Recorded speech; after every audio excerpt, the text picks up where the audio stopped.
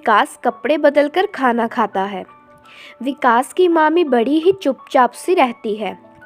विकास अपनी मामी से बात करना चाहता था, लेकिन वह अपने कमरे में ही बैठी रहती थी।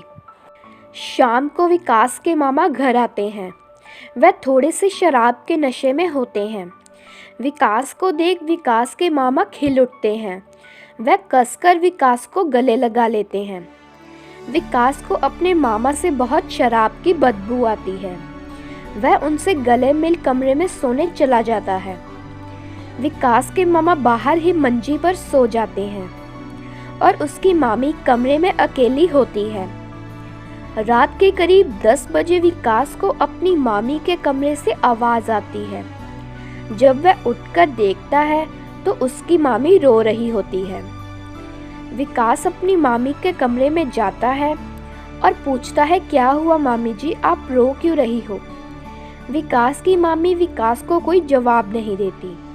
वह विकास के कमरे में जाकर सोने को कहती है, जिसके बाद विकास चुपचाप अपने कमरे में जाकर सो जाता है। अगले दिन विकास उठता है तो उसकी मामी नहा रही होती है और मामा घर पर नहीं होते। विकास अपनी मामी से पूछता है कि मामी मामा कहाँ गए हैं, तो वह कहती हैं कि बाहर गए हैं। विकास की मामी विकास को खाना लगा कमरे में चली जाती है। विकास खाना खाता है और सोचता है कि आखिर मामी ऐसा व्यवहार क्यों कर रही हैं।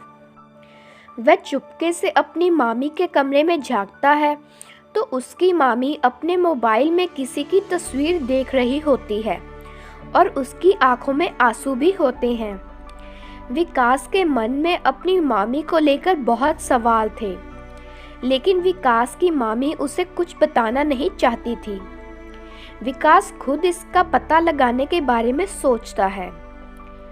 शाम को जब विकास के मामा शराब पीकर घर आते हैं तो वह विकास की मामी को बेवजह बहुत डांटते हैं।